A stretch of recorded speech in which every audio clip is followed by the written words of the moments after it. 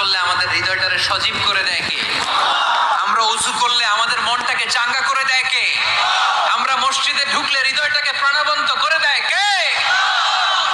মুমিন তো নামাজে গেলে চাঙ্গা হয়, মুমিন উযু করলে চাঙ্গা হয়। বিষ্ণু ঈসা ইসলাম বললেন, ইয়াকিদু শাইতানু আলা কাফিয়াতি রাসি আহাদিকুম ইযা নাম। খেয়াল করে শুনবেন লক্ষ্মীপুরের ভাইয়েরা, চমৎকার একটি হাদিস। আমরা যখন ঘুমোতে যাই, শয়তান আমাদের প্রত্যেকের মাথার পিছনে 3টা অলসতার গিট মারে। কয়টা? আওয়াজ করে বলেন। 3টা অলসতার গিট মারে। ইয়াকিদু শাইতানু আলা কাফিয়াতি রাসি আহাদিকুম সালাসা উকাব। 3টা গিট মারে যখন আমরা ঘুমোতে যাই। অলসতার 3টা গিট মেরে আমাদের কানের সামনে এসে ফিসফিস করে মন্ত্র পড়তে থাকে, আলাইসা লাইলুন তাওয়িলুন ফারকুদ, আলাইসা লাইলুন তাওয়িলুন ফারকুদ। বিশাল লম্বা রাত, ঘুমাও। অনেক সময় আছে, ঘুমাও। রাত 5টা বেজে যাচ্ছে, তাহাজ্জুদের সময় শেষ হয়ে যাচ্ছে, তখনও শয়তান বলে রাত অনেক লম্বা, ঘুমাও। ফজরের সময় পার হয়ে যাচ্ছে, সূর্য উঠে যাচ্ছে, শয়তান বলে আলাইসা লাইলুন তাওয়িলুন ফারকুদ, এখনো অনেক সময় আছে, লম্বা লম্বা লম্বা চওড়া রাত পড়ে আছে, তুমি ঘুমাও। বিশ্বনবী বললেন, ফাইন ইস্তাইকাযা ওয়া যাকারাল্লাহ ইনহাল্লাত উকদা। আমার উম্মতের কেউ যখন ঘুম থেকে জেগে ঘুম থেকে ওঠার দোয়া পড়া শুরু করে দেয়, অলসতার প্রথম গিটটা সাথে সাথে খুলে দেয় কে? আপনি ঘুম থেকে উঠেই যখন ঘুম থেকে ওঠার দোয়া পড়বেন, আপনার অলসতার প্রথম গিট খুলে দেয় কে? ঘুম থেকে ওঠার দোয়াটা কি? আলহামদুলিল্লাহিল্লাযী আহইয়ানা বা'দা মা আমাতানা ওয়া ইলাইহিন নুশুর। প্রশংসা সে আল্লাহ, যে আল্লাহ আমাদেরকে লম্বা একটা ঘুম শেষে, মৃত্যু শেষে আমাদেরকে ঘুম থেকে উঠালেন। এই দোয়াটা পড়ার সাথে সাথে শয়তান যে 3টা গিট মারছে, ওই 3টার একটা খুলে দেয় কে?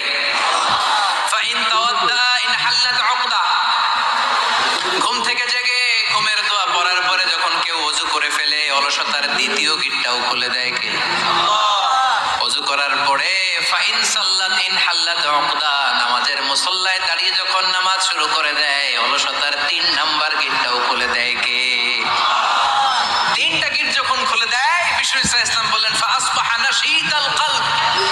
নাশীত, তখন মুমিন বান্দা সজীব হয়ে ওঠে, প্রাণবন্ত হয়ে ওঠে, উচ্ছ্বসিত হয়ে ওঠে। ওয়া ইল্লা খাবিসান নাফসি কাসলান।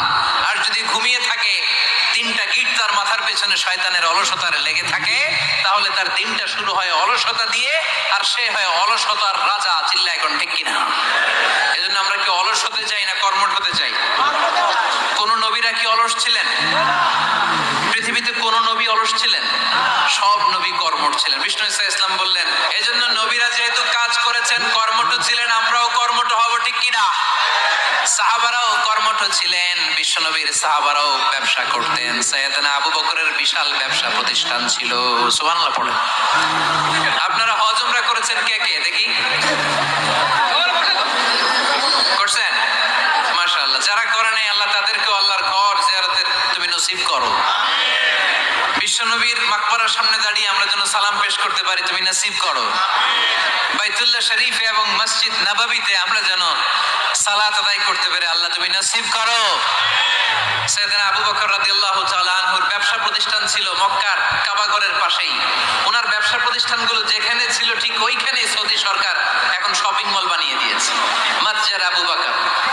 মক্কা শহরের যেখানে বহিরাগতরা এসে ওখানে ছাগল, ওখানে ঘোড়া, উট এগুলো রাখতো, আস্তাবল রাখতো, ঘোড়া আর উট যেখানে রাখা হতো, ঠিক ওই জায়গায় সৌদি সরকার ওটার পার্কিং লট বানাই দিচ্ছে।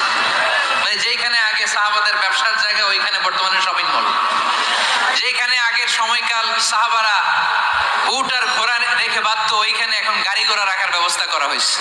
সাইয়েদনা আবু বকর অনেক বড় ব্যবসায়ী ছিলেন। ওনার নিজ টাকা দিয়ে হাবাসা থেকে আসা সাইয়েদনা বেলালকে তিনি 20,000 স্বর্ণ মুদ্রা দিয়ে উমাইয়া ইবনে খালাফের কবল থেকে তিনি মুক্ত করেছেন। সাইয়েদনা উসমান যুন্নুরাইন বড় ব্যবসায়ী ছিলেন। নিজের টাকা দিয়ে মদিনার মুসলমানেরা পানি খেতে পারে না, বিরে রুমা নামে একটা কুয়া ছিল, এই কুয়ার মালিক ছিল ইহুদি। মুসলমানেরা পানি খেতে গেলে সে বকা দিত, পানি খেতে দিত না। বিশ্বনবী বললেন, আমার সাহাবীদের মধ্যে এমন কি কেউ নাই নিজের অর্থায়নে বিরে রুমা কিনে মুসলমানদেরকে দিয়ে দিবে? সাইয়েদনা উসমান যুন্নুরাইন বলল, ইয়া ইয়া রাসূলুল্লাহ, আপনার খেদমতে আমি হাজির। মুহূর্তের মধ্যে সাইয়েদনা উসমান যুন্নুরাইন নিজের অর্থায়নে বীরের রুমাটা কিনে মুসলমানদের জন্য সদকা করে দিয়েছে। তো ব্যবসা না করলে, কর্মঠ না হলে, উপার্জন না হলে এই সদকা করা যাবে? চিল্লায় বলেন, করা যাবে? সুনানে তিরমিজির বর্ণনা, বিষ্ণু ঈসা ইসলাম মক্কা থেকে যত সাহাবারা হিজরত করে মদিনায় এসেছে, মদিনাতে কোন না কোন সাহাবার সাথে বিশ্বনবী ভ্রাতৃত্বের বন্ধনে আবদ্ধ করে দিয়েছে। সুবহানাল্লাহ পড়েন। এজন্য মক্কা থেকে যারা এসেছে এদেরকে বলে মুহাজির। এদেরকে কি বলে? আর মদিনায় যারা ছিল এদেরকে বলে আনসার। এদেরকে কি বলে?